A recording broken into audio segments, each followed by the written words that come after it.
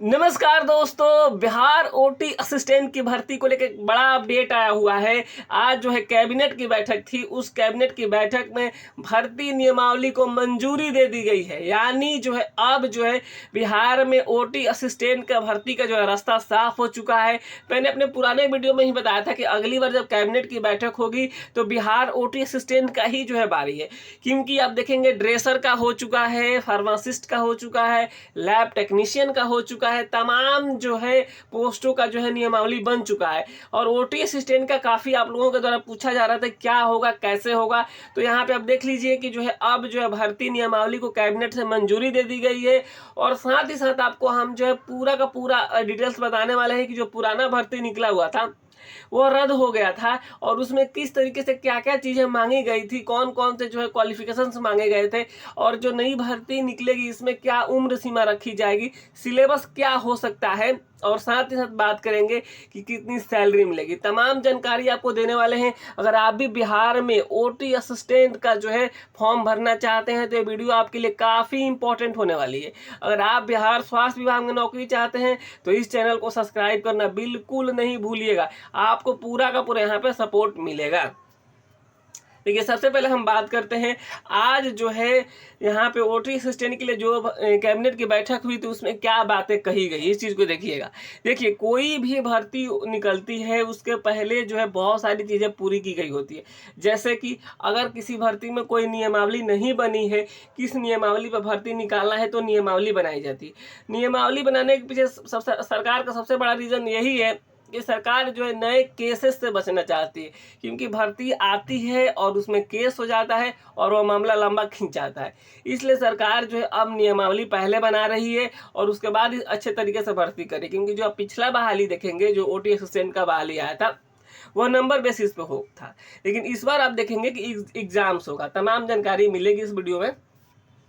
यहाँ पे देखिए जो बातें कही गई है, सबसे पहले ही देखिए, स्वास्थ्य विभाग के तहत स्वास्थ्य विभाग बिहार पटना के अंतर्गत बिहार शल्य कक्ष सहायक संवर्ग के जो है मूल कोटि के पदों पर नियुक्ति एवं उनकी सेवा शर्तों के निर्धारण हेतु बिहार शल्य कक्ष सहायक संवर्ग संशोधन नियमावली 2024 के गठन की स्वीकृति दे दी गई है। यानी आप देखेंगे कि जो है ओटी असिस्टेंट की जो बहाली की बात कही जा रही थी, तो उसके पहले सबसे बड़ा रीजन नहीं निकलने का पीछे था कि नियमावली। अब यह नियमावली भी जो है, इस नियमावली की जो है कैबिनेट से मंजूरी मिल चुकी है। अब जो क्या होगा, अब जो है आपको जो राजपत्र के माध्यम जो होता है, गैजेट प्रकाशित होता है, उसी में जो है आप यहाँ पे इसका प्रकाशन होगा। तो यहाँ पे आप देखिएगा, सबसे पहले आपको जान जाइए कितना भर्ती होगा।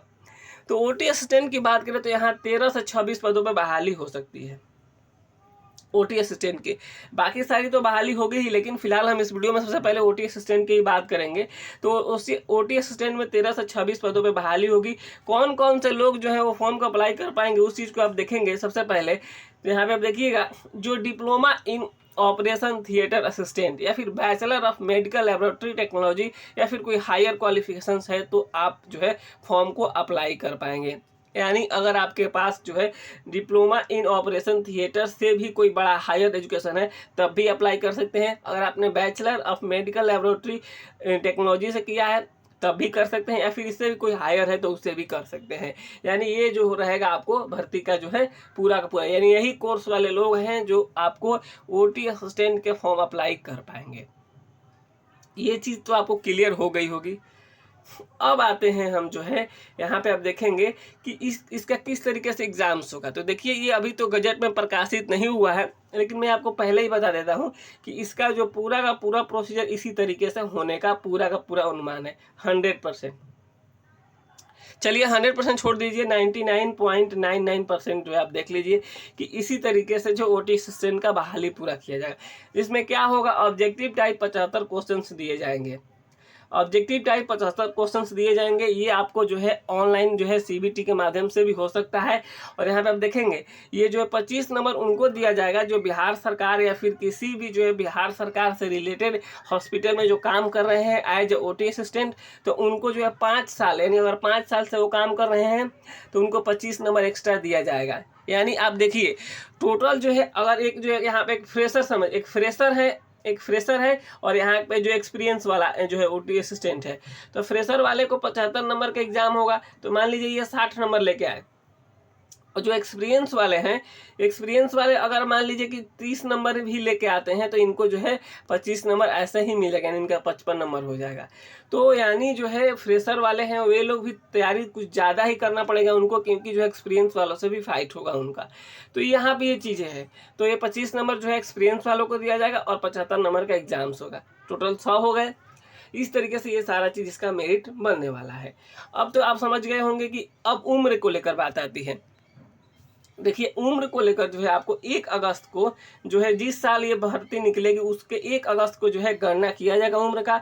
आपको जो है बिहार सरकार का अगर हम उम्र की बात करें तो किसी भी जॉब में कम से कम 18 से 37 साल होता ही होता है। यानी 18 से 37 साल किसके लिए होता है? यूआर कैटेगरी के लिए। और 18 से जो 40 साल होता है वह होता है ओबीसी के लिए। और 18 से जो 42 साल होता है वो होता है जो आपको SC ST के लिए। और कई मामले में और भी ज़्यादा होता है, यानी 45 तक भी जाता है, और जो 37 वाला 40 तक भी जाता है। लेकिन जो स्टैंडर्ड मानक है मैं वो बता रहा हूँ कि यूआर के लिए 18 से जो है 37, ओबीसी के लिए जो है आपको 18 से लेकर के 40, और जो SC ST के लिए 18 से लेकर के 42। ये हो गया, आप उम्र समझ गए होंगे। कौन कौन से जो लोग हैं वो फॉर्म को अप्लाई कर पाएंगे हैं ये भी समझ गए होंगे। और साथ ही साथ ये भी समझ गए होंगे कि जो है कितनी सीटें होने वाली, तो 13 से 26 सीटें होने वाली। अब आते हैं, एक बार आपको थोड़ा सा बैक में लेके चलेंगे और आपको दिखाएंगे कि जो पहले भर्ती निकली हुई थी उसमें क्या बातें कही गई थी। उसको एक बार आप लोग थोड़ा सा देखिएगा ना, तो बहुत सारी चीज़ें आपको साफ हो जाएगा। तो एक बार ये मैं जो है आपको पुराना जब बहाली निकला हुआ था उसके बारे में थोड़ा सा आपको जो है बताना चाह रहा था। यहाँ पे आप देखेंगे टोटल जो बहाली निकली थी उस समय 1096 बहाली निकली थी, और जिसमें आपको सैलरी की बात की गई थी। यहाँ देखिए 5200 का ग्रेड पे का जो है ये सैलरी है। तो आपको जो ग्रॉस सैलरी की हम बात करें तो 35,000 के आसपास आराम से बन जाएगा, ये सैलरी की बात की गई थी। तो इस बार जो सीटें बढ़ा दी गई है 1300 के आसपास जो है भर्ती होने जा रहा है इसका। तो इस तरीके से जो आपको सारी चीज़ें दे दी गई, यहाँ पे आप देखिएगा। तो यानी 12th प्लस सारे डॉक्यूमेंट्स होने चाहिए। देखिए यहाँ पे लिखा गया था कि अगर आप 12th पहले, सबसे पहले तो आपको 12th बायो से पास होना चाहिए। उसके बाद से जो इसके अतिरिक्त जो है संघ या बिहार राज्य या फिर किसी अन्य राज्य से मान्यता प्राप्त संस्थान से अगर आपने शल्य कक्ष सहायक डिप्लोमा यानी DOTA या फिर बैचलर ऑफ शल्य कक्ष सहायक टेक्नोलॉजी BOTT कोर्स में उत्तीर्णता या इससे तत्संबंधी प्रमाण पत्र होना आवश्यक है, ये बातें कही गई थी। और उम्र का मैंने वही बता ही दिया कि 18 से लेकर के 37 और 40 साल यही रहेगा इसमें भी। ये सारी चीज़ें हैं। तो आप लगभग सारी चीज़ें क्लियर हो गई होगी। और एक सवाल जो आपका बना हुआ रह गया अब तक कि सिलेबस क्या होगा इसका। देखिए सिलेबस तो क्लियरिफाई अभी नहीं हुआ है कि इसका कि किस तरीके से जो है एग्जाम्स होगा, लेकिन मैं आप सभी को बता देता हूँ कि जो है BOTT और या फिर DOTA आपने जो इसमें पढ़ाई किया है ना उसके चैप्टर वाइज आप पढ़ना शुरू कर दीजिए। चैप्टर वाइज जो है आप इसका पढ़ना शुरू कर दीजिए। अगर आप इसका ऑब्जेक्टिव चाहते हैं तो मैं ऑब्जेक्टिव आपको दे भी दूंगा। इसके लिए जो है आपको नंबर पर मैसेज करना होगा 72 899 59 436। इसका जो है मैंने ऑब्जेक्टिव टाइप क्वेश्चन आंसर बनाया हुआ है, आप उसको ले सकते हैं जो कि चार्जेबल होगा। तो ये सारी चीज़ें आप जो है पढ़ाई तो शुरू कर ही दीजिए, क्योंकि जो है बहाली 110% आ रही है। फिलहाल इस वीडियो में इतना ही। फिर कोई और अपडेट निकल कर आता है तो मैं आप सभी को ज़रूर बताने की कोशिश करूंगा।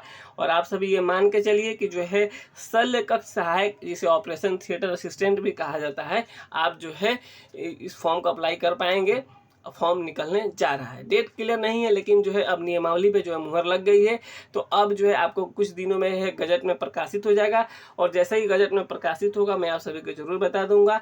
तो आप सभी अगर आप हमसे संपर्क करना चाहते हैं, हमारे साथ जुड़े रहना चाहते हैं, तो मैं टेलीग्राम ग्रुप का जो है लिंक या व्हाट्सअप का दे दूंगा, आप वहाँ पर भी ज्वाइन करके जो है सवाल पूछ सकते हैं। तो यही अपडेट है। फिलहाल अब तैयारी शुरू कीजिए, आप लोग पढ़ाई कीजिए, और भर्ती बहुत ही जल्द निकलने जा रहा है। नमस्कार, धन्यवाद। और अभी तक आपने चैनल को सब्सक्राइब नहीं किया है तो प्लीज़ कर लीजिए।